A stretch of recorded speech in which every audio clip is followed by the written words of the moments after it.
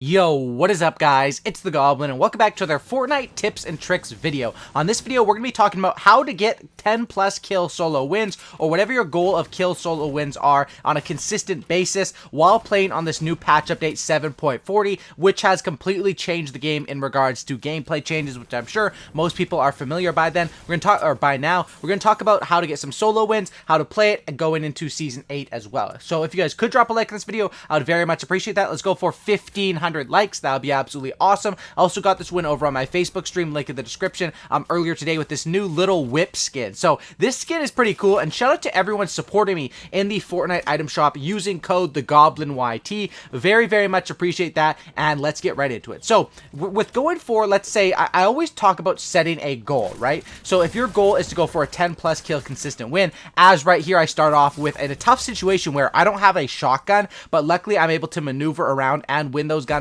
just based off what I have. And then of course I'm getting third partied by another player. Now third party still happened in this game, but this is a prime example of how the update can be awesome. I would have had 2 HP had I gotten both those kills still before this update, or I most likely would have died, right? But because of this update, every time you're getting a kill, you're getting 50 HP slash shield. This is how you're able to getting a 10 plus kill solo win. Is probably most likely a bit easier on this patch update because of the fact that you can play more aggressive and not have to worry about the RNG of finding shields or what loot you're finding off the other players too much anymore, because you can farm up mats a lot quicker and these shields. So as far as tips for that, I would say let's say you want to get a 10 plus kill solo win. You can do it from a mid drop point such as retail row or something like that nowadays. It's definitely a lot different than it used to be. Like, of course, tilted towers and hot drops are still the way to go, but depending on what you want, setting a goal is important. And you can see here how I play this. Basically, this guy drops down and kills that guy, but decides to hit a dance move and completely messes up. And then I hit the dance move and I almost mess up and get sniped, but I had to do it to him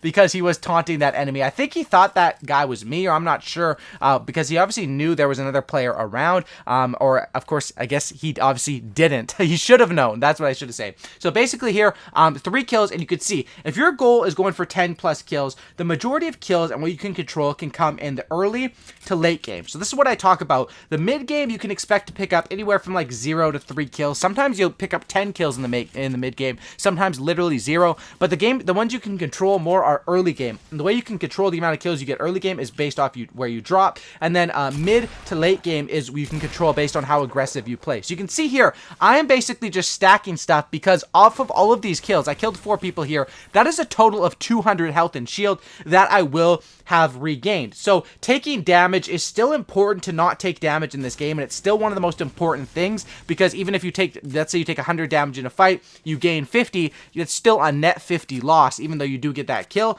So with this update, it is a lot easier to play aggressive because of that, and that's how I would recommend doing it. I would recommend whenever you face up against an enemy, try to use those enemies and be able to position yourself where you don't have to play as safe anymore, because if worse comes to worse, and even if they do hit you for 100, you still will have only, have a net loss of 50, which isn't the worst case scenario depending on your health. Right here you can see I'm playing aggressive and I'm putting pressure on these players. And as far as gameplay changes, what has changed with this update is the fact that because of that, with the shields, it really does change the game, and that is the main thing that will change with this update when going for 10 plus kill solo wins or whatever your goal is. It's going to be a lot easier on you because of the fact that kills will help you with that. But that's not the only change. The other thing is with the materials, and I talked about this of course a lot in my last video, how I recommend playing with the materials and farming up as you go. But getting 10 plus kill solo wins on this new update, it's not only involved with those changes, you still have to do it. And of course, if you're getting extra health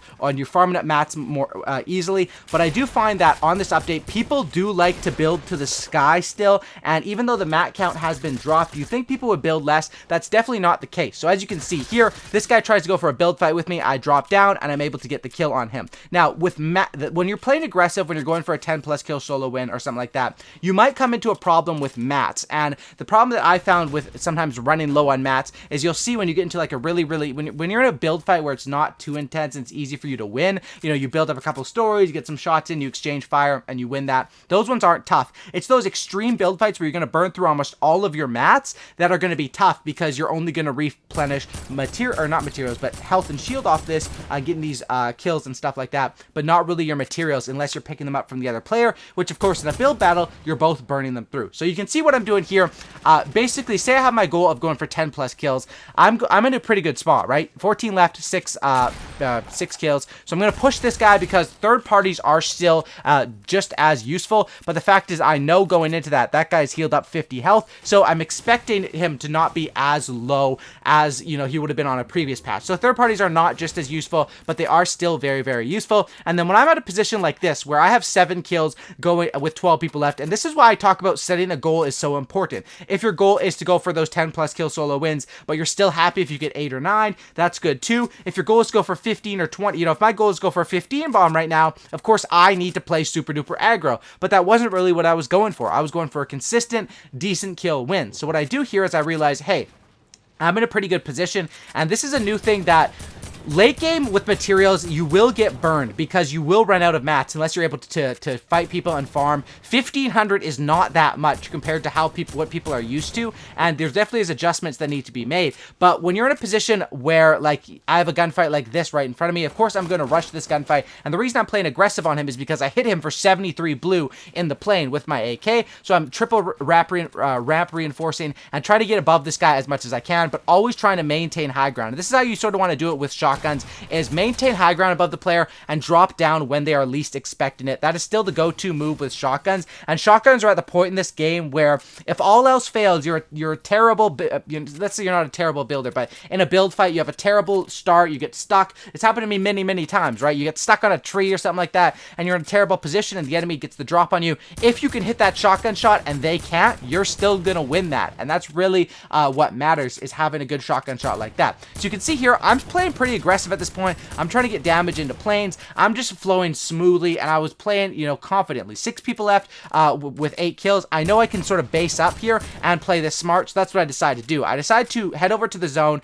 and base up. Now, I do base up with wood because of the fact that I know wood will be easy to replenish from killing a person and getting more, or even just farming on my way to the next zone. But I want to save that brick or metal for setting up in the last possible zone, which could be this one. You can see 3 people left with 9 kills. So at this point, this is where the game has changed. Late game, you cannot play as aggressive as before because of not just the shields, but because of materials. And what I mean by aggressive is you can't just, you know, engage in a build fight with every player, because if that build fight comes to a stalemate, maybe you drop down, you don't get the kill, or you do get the kill even, you get the shield off that, but you don't get the materials.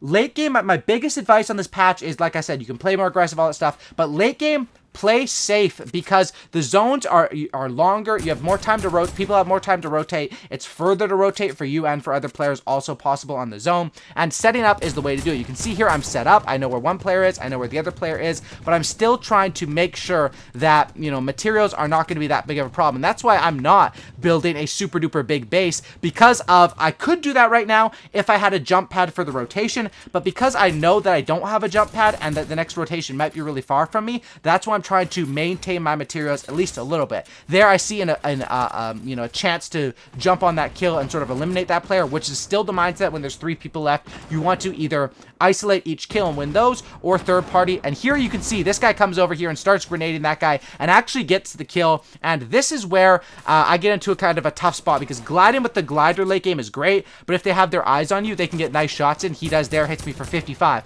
I hit him back.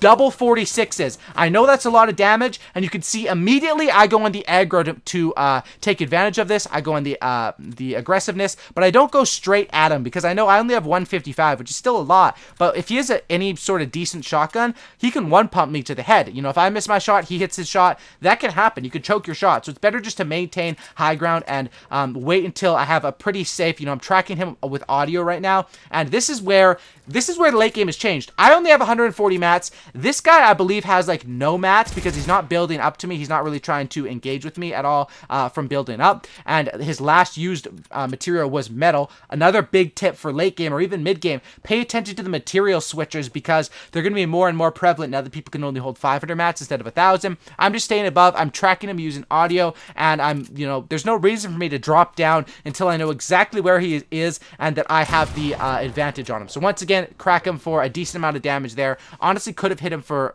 more. I'm just making sure I'm tracking. I then hear him go over here, drop down, and I'm able to finish it off. That's how you want to play with the high ground. It's not the worst thing to drop down, but you usually want to do it when they're weak, you have the advantage, and you want to catch them by surprise. Thanks for watching, guys. Hopefully you guys did enjoy this video. Nice 10 kill solo win. That is how you can get consistent 10 plus kill solo wins in this game.